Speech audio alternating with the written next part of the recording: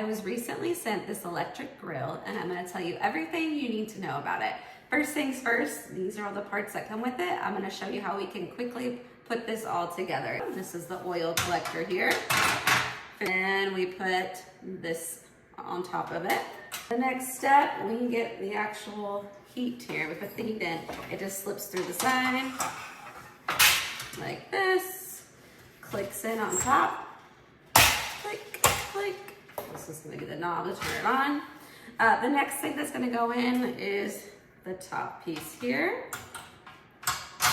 And then finally, so really quick, simple, easy setup. So those are how all the parts fit in. However, there's a bunch of different ways you could use them. If you're wanting to use it with these trays to cook underneath, they could just go in just like that. We would cook underneath the actual heating plate here. So it goes underneath, it slides in at the bottom.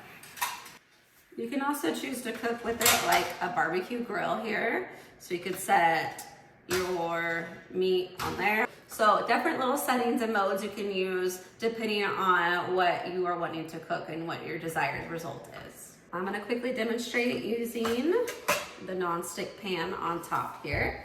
So we're gonna plug it in. Once we have used the knob to turn on.